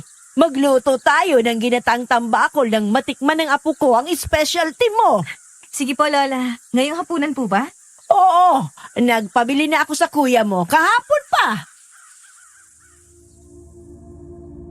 Matalas talaga ang pakiramdam ni Lola Narda. Siya na ang gumawa ng paraan para magstay si Tisay doon hanggang gabi. Kasi daw nakikita ni Lola ang mga titig ni Jordan kay Tisay. Kaya habang nagluluto ng hapunan ay nagpatuloy ang mga tanod at si Jordan sa pag-iensayo. Nang sumapit ng hapon, nag-uwian na ang mga tanod. Habang nagpapahinga si Jordan naman sa ilalim ng kawayan, nahiga siya sa papag na nandoon. Tinamaan yata ako kay Tisay. Kaya lang hindi ako marunong manligaw. Paano kaya? Sa pelikula na napapanood ko, may bulaklak at chocolates pa. Saan naman ako kukuha ng bulaklak dito? Kaya lang, may boyfriend na kaya siya? Wala pa naman. Ha? Kung sakali, ikaw pa lang. Kanina ka pa ba dyan? Narinig mo bang sinabi ko? Oo, alam mo Sir Jordan, kaya hindi kita pinag-isipan ng hindi karapat-dapat kasi inire-reserba kita sa kapatid ko. O, talaga ba? Paano mo naman nalaman na magugustuhan din ako ng kapatid mo, Aber? Ay, basta. Alam ko ang mga type niya. Saka, gusto siya ng lola mo para sa'yo. Pati ng daddy mo. Wish niya na magustuhan mo si Tisay eh. Setup yata talaga ang pangyayari dito sa akin ah. Well, magandang pangyayari to kung sakali. Lahat pala sila boto kay Tisay eh. Mabilis na lumipas ang oras doon kaya ng hapunan excited din si Jordan. Siyempre hindi nila alam ang mga ayaw at gusto ni Jordan sa pagkain. Hindi naman daw talaga nasarapan si Jordan sa ginataang tambakol dahil maanghang ang luto nila. Hindi kasi mahilig si Jordan sa ganoong pagkain. Pero dahil luto ni Tisay, napilitan siyang kumain. Pero nahalata ni Lola na hindi nasisiyahan si Jordan sa kinakain dahil panay ang inom nito ng tubig. At dahil maputi siya, kita sa mukha nito ang pamumula. So, to the rescue ang Lola. Ay apo, tikman mo itong pritong tambakol.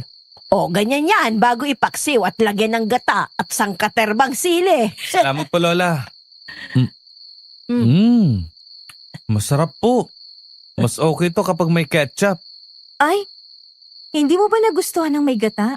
O masyadong marami yata ang sili? Nako, pasensya ka na ha. Dito kasi ginagawa lang panghimagas ng sili, lalo na si Lola Narda. Hindi. Masarap naman. Okay lang. Kung ano nakagawaan nyo dito, ayos yan. Nako, ano ba kayo? Sanay yan sa mga sosyal na pagkain ano? Pero ramdam naman namin nakikibagay ka sa amin. At magandang sinyalis yan na pwede ka kahit saan ha? Ay, hayaan mo na. Sa susunod, bahagyang anghang na lang. Ay, bongga! May kasunod pa pala yan ha? Yun na nga bang sinasabi ng mga baraha eh. Dumali ka na naman, Everesta. Ikaw talaga. Sa probinsya, pagsapit ng 6:00 ng gabi kahit maliwanag, karamihan ng mga bahay sarado na. Hindi gaya sa mga syudad na halos hindi na natutulog ang mga tao. Dahil dito kila Lola, wala pang supply ng kuryente, mga gasera ang karamihang ilaw.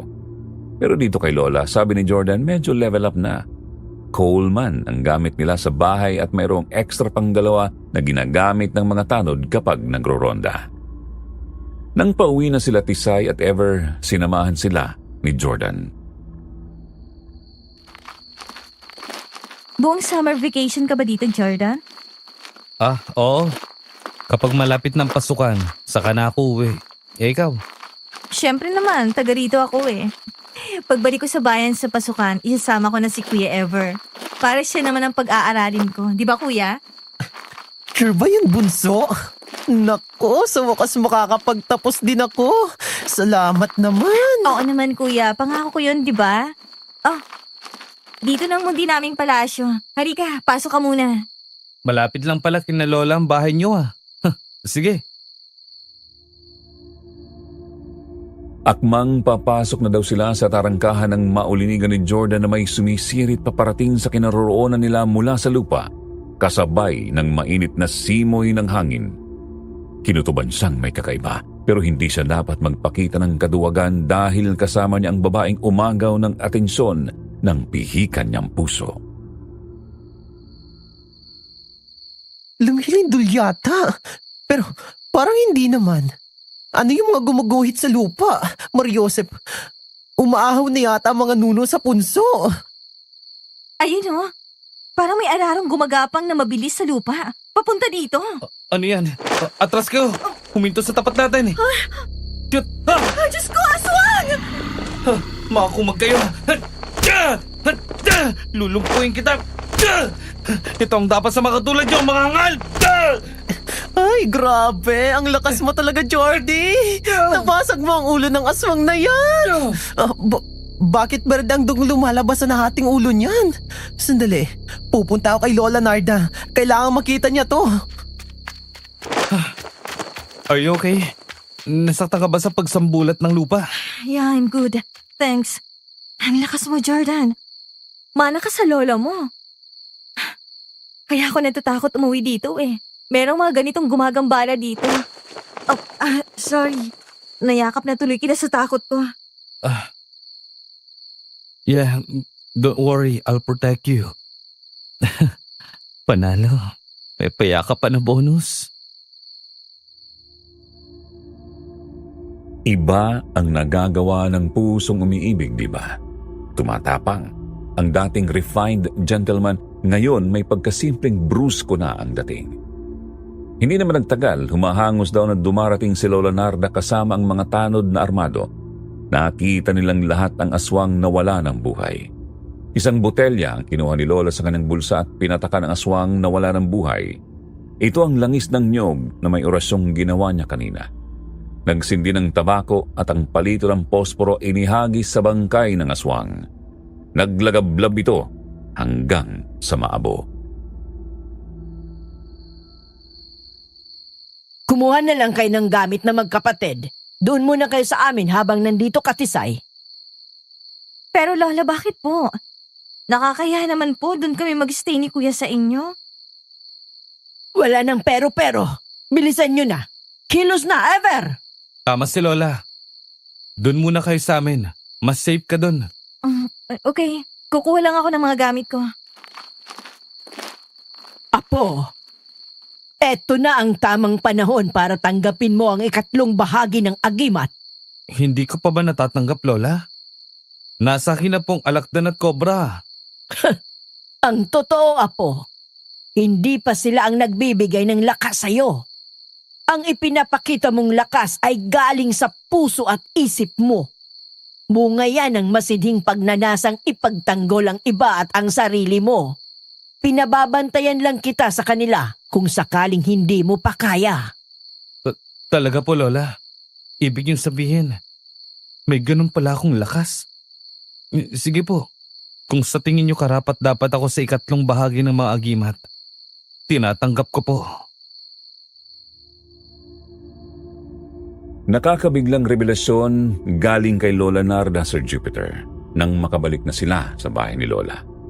Napag-usapan ng maglola na sa liit ng bahay, pagtatakahan na ng magkapatid kung saan pa sila doon matutulog. Kaya hindi na ngayon lihim ang underground. Ipinakita ni Lola sa kanila ang kanilang magiging silid. Hindi makapagsalita ang magkapatid habang itinutur sila ni Lola. Maging si Jordan ay namangha sa underground ng bahay ni Lola. Ligtas sila doon kahit sa ilalim pa ng lupa dumaan ang aswang. Mababasag ang bungo nila pero hindi makakapasok dahil ang dingding at sahig daw nito ay gawa sa tungsten, ang pinakamatigas na metal na ginagamit ng mga military sa kanilang mga armor o baluti at mga bala ng kanilang armas kagaya ng ginagamit ni Lola Narda na siyempre galing po kay Sir Ernie. Lola, salamat po ng marami ha. Sobra ng pagtulong niyo sa amin. May ipagtatapat ako sa iyo, Tisay. Sana ay wag mong masamain. Ano po yun, Lola? Pinapakaban niyo naman po ako eh. Ang iyong ama, si Manolo at si Ernie, ay matalik na magkaibigan. Silang dalawa ay mayroong kasunduan. Ang anak na lalaki ni Ernie, si Jordan, ay ipinagkasundong ipapakasal sa anak na babae ni Manolo. At ikaw yon sa takdang panahon kapag si Jordan ay sumapit sa edad na 21. Alam kong gusto ka ni Jordan. Nararamdaman ko. Pero kung hindi mo gusto ang apo ko, ay maaari ka namang umatras. Talaga po, Lola? So, pakakasalan ko si Jordan kapag 21 na siya? Correct yan, sister. Kaya nung nalaman kong si Jordan ang apo ni Lola na anak ni Sir Ernie, binantayan ko na. Kasi baka maunahan ka pa ni Marietta at ni Elvira. Pero kung di mo naman tipipay si Jordan, pwede naman ako magpakasal sa kanya. Kuya, grabe ka ha. Aagawan mo pa ako. Alam po ba ito ni Jordan, Lola? Nasaan po ba siya? Hindi. Wala siyang alam tungkol dito. Ayaw ipaalam ng daddy niya kasi hindi magugustuhan ni Jordan. Ayaw niyang minamanipulasyon ng kahit na sino. Ayun, naliligo at malamang na magpapapogi yun. Ayun na nga po, ito na ang sinasabi ni Sir Ernie sa simula na this is for your own good and you'll thank me later. Una, nadiskubre ni Jordan ang totoo niyang lakas. Pangalawa, ang 3 bahagi ng anting-anting na deserve niyang matanggap. At ang pangatlo ay ang makilala ni Jordan si Tisay na laan sa kanya kahit noong bata pa sila. Matalino ang amo ko, hindi po ba?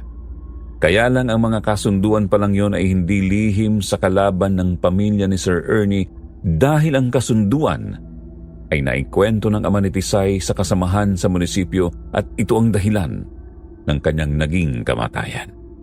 Dahil ipinagkakasundo ng katrabaho niya ang anak na lalaki kay Tisay, ngunit tinanggihan na ito ng ama niya. Wala siyang alam na ang nakikipagkasundo ay leader ng mga aswang na tangid. At ang anak na lalaki ng napaslang na aswang ng amo ko ay nagbabantay na pala kay Tisay noon pa.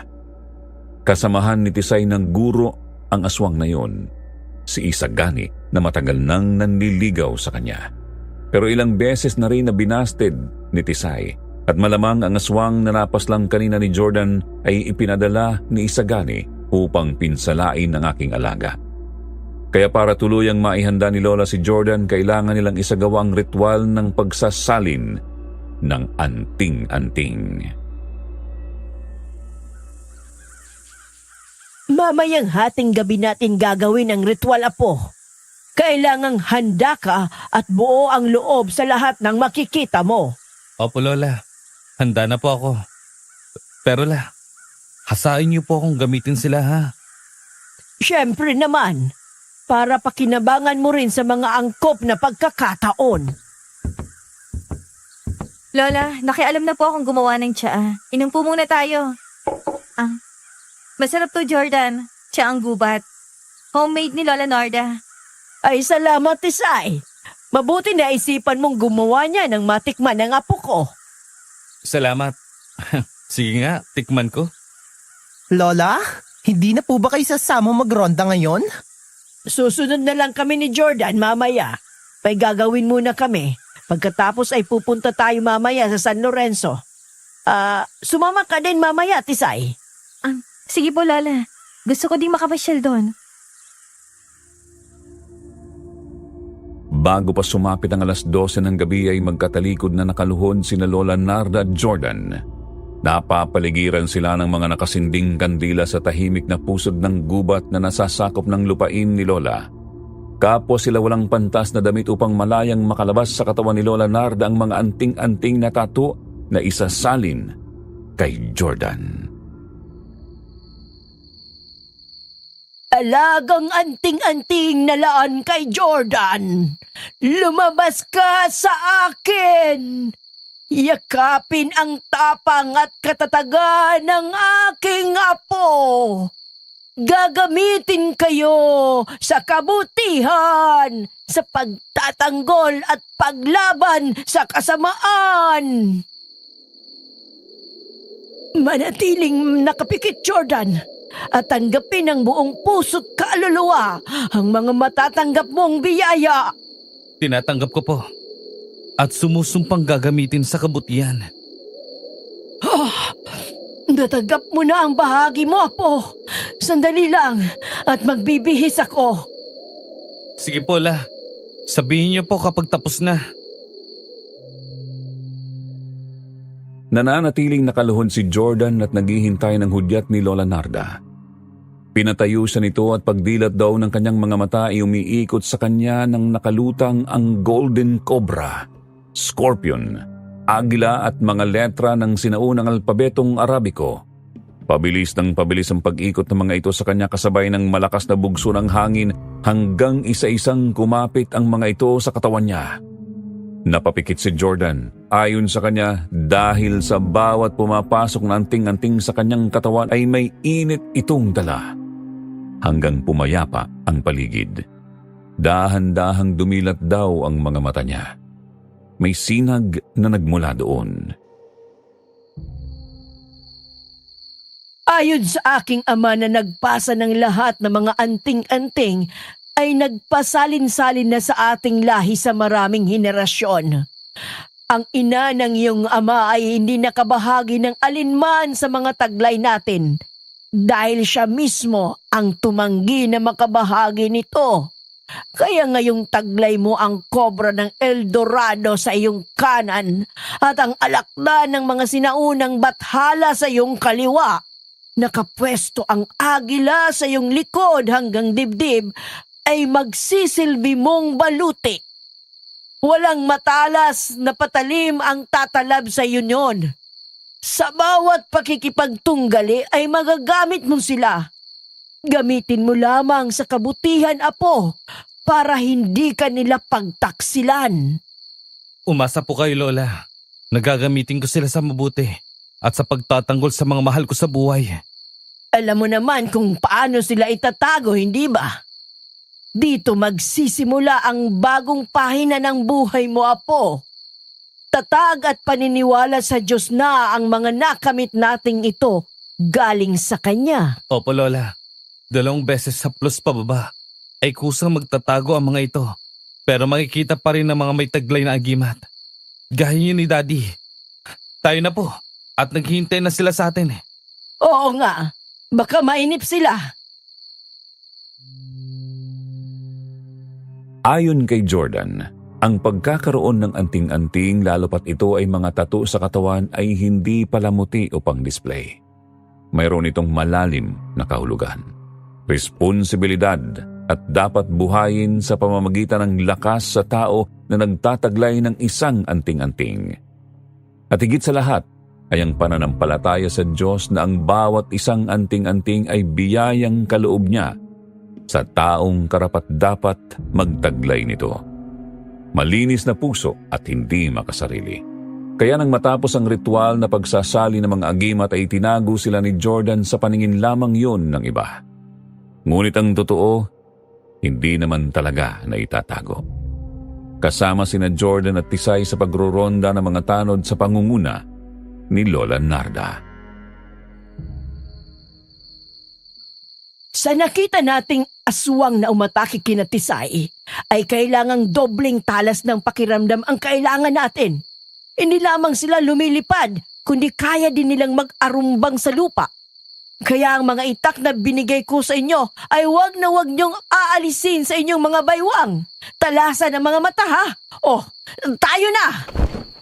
Lola, may mga paparating po. Naririnig ko, apo. Humanda kayo. May paparating na naman. Jordan, ayun na sila. Diyos ko, dadagitin tayo! Dumampa kayo! Akin itong nauna! Manghiram ka ng mukha sa aso, ungas!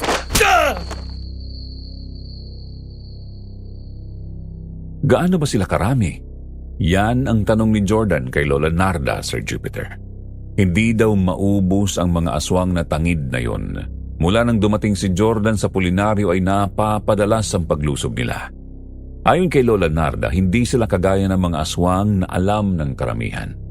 Umiinom lang sila ng dugo ng tao. Hindi rin nila kinakain ng mga lamang loob o laman ng tao. Para silang mga vampira.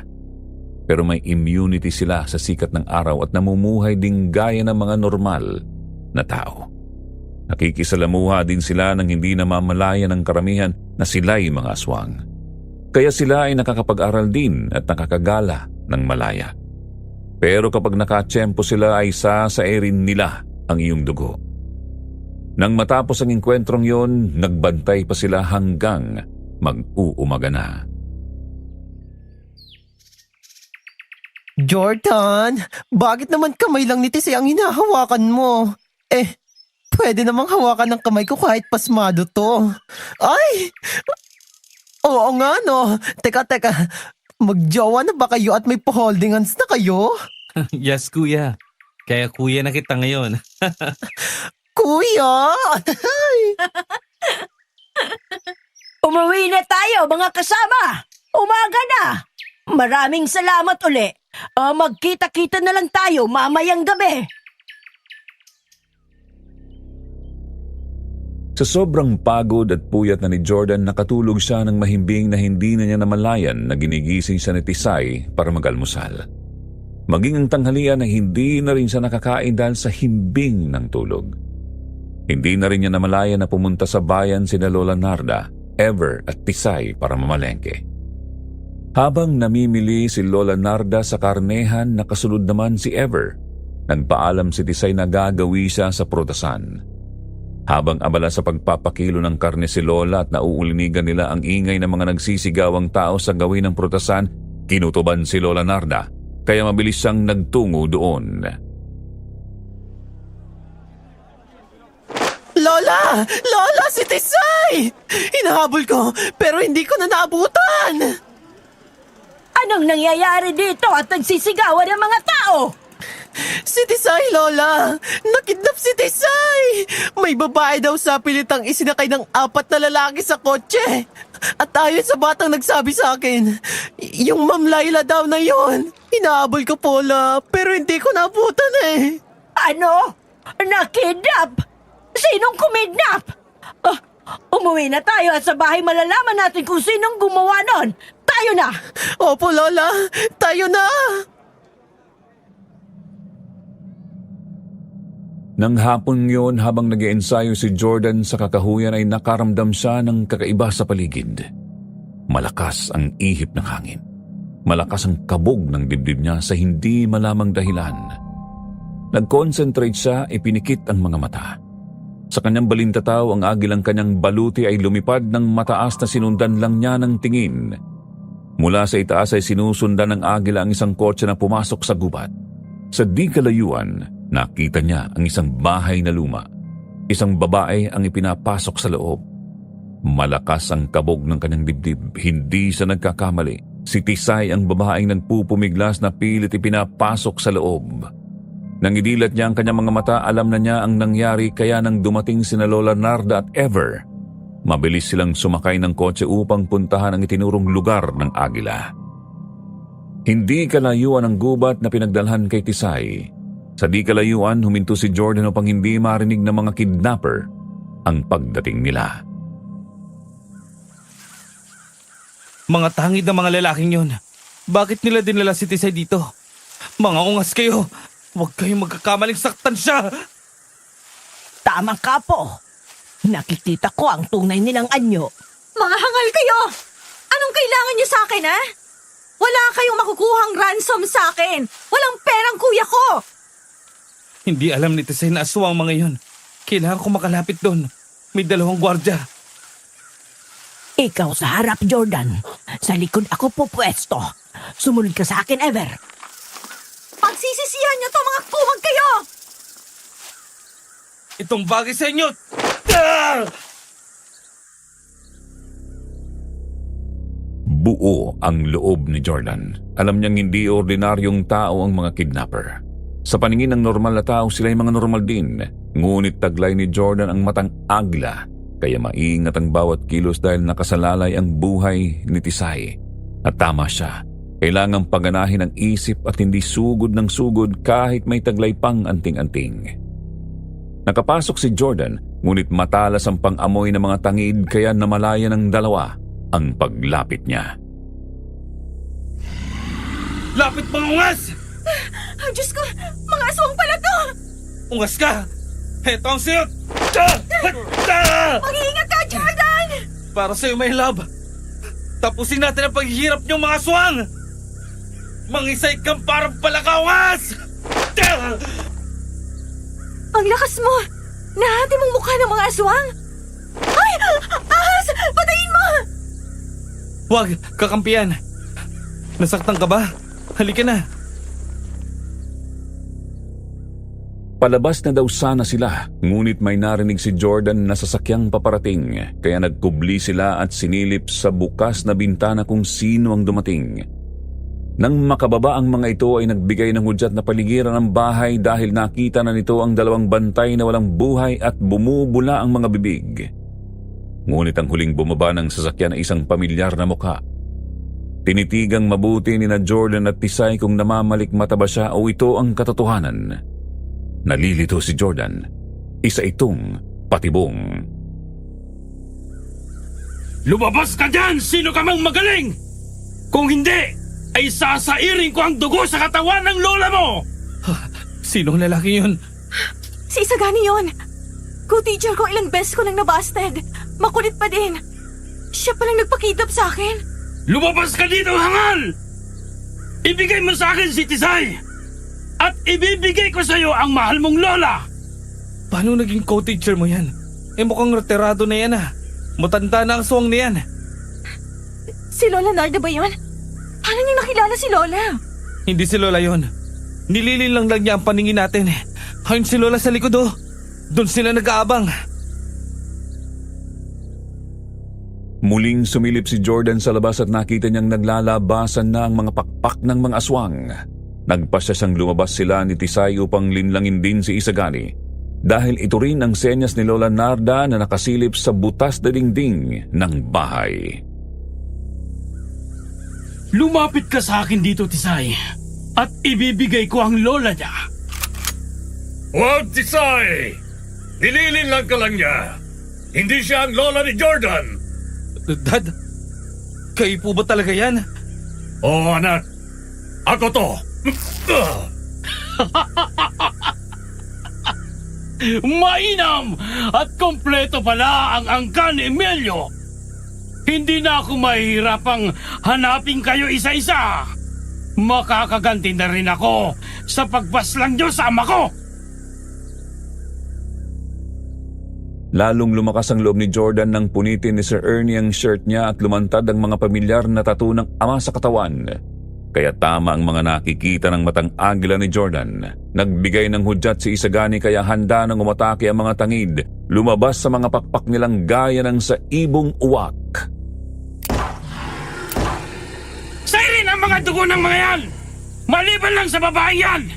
Sugod! Babasagin ko mga mukha nyo!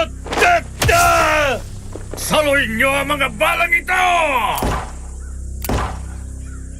Halika na, Ever! Nasa harapan ng mga kalaban! Walang kwenta ang mga aswang na ito! Hayan, naging abo na! Saan ka pupunta Isagani? Itong sa'yo!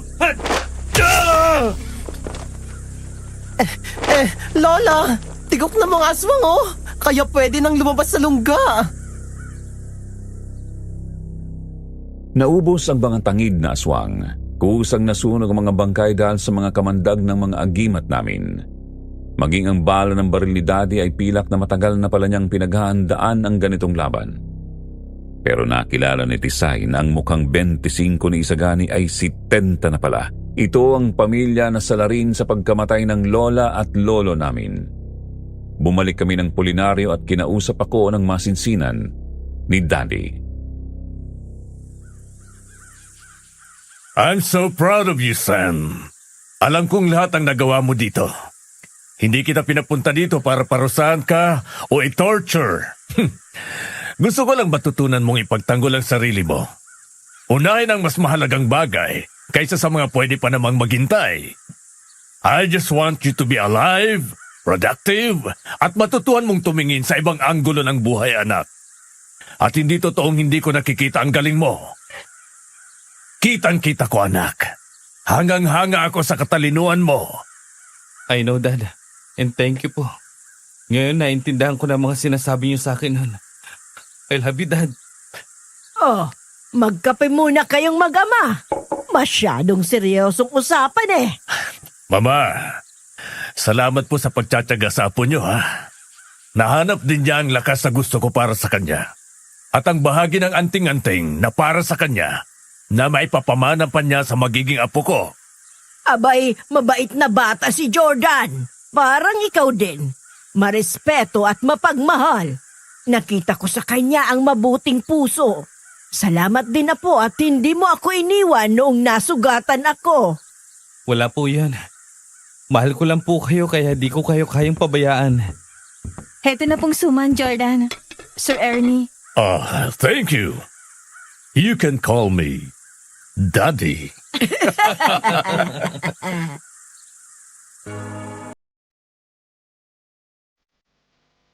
Ito ang kwento ni Jordan ng kanyang hindi malilimutang tungkol sa mga aswang.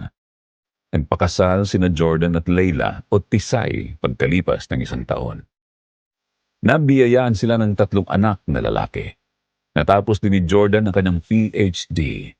Sa kasalukuyan siya ay isa ng school principal at si Tisay naman ay master teacher. Madalas na umuwi sila kay Lola Narda upang makasama ito.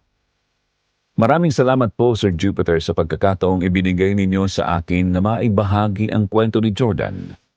Muli, ako po si Zenny, na isang nurse dito sa Ontario, Canada. Maraming salamat sa iyo, Zenny, sa pagbabahagi ng kwento ni Jordan. Maraming aral ang napulot sa kwento ng buhay ni Jordan. Isa na dito ang sinasabing, sumunod ka muna bago ka sumuway. Hindi po ba, dear listeners? Ang pagmamahal sa anak, hindi po nasusukat sa pagbibigay lamang ng mga bagay na material. Ang pagtuturo sa kanila kagaya ng nakalakhan ni Jordan na mapagmalasakit. May mga planong naaayon sa ating mga kagustuhan para sa mga anak na nakakabuti. Pero natuturuan natin silang maging matapang, kagaya ni Jordan sa kanyang buhay, natupad nga ang sinabi ng daddy niya na this is for your own and you'll thank me later. Muli mga tagapakinig, baka meron din kayong ganitong mga karanasan. I-share nyo sa amin at mag-like, mag-share. Huwag kalimutan tangkilikin ang aming mga channels Sitio Pangil, Kwentong Takip Silim, Aswang Diaries, Aswang Confessions, Aswang Radio at Miss Amy Aswang Love Stories. Hanggang sa muli. Marami pong salamat.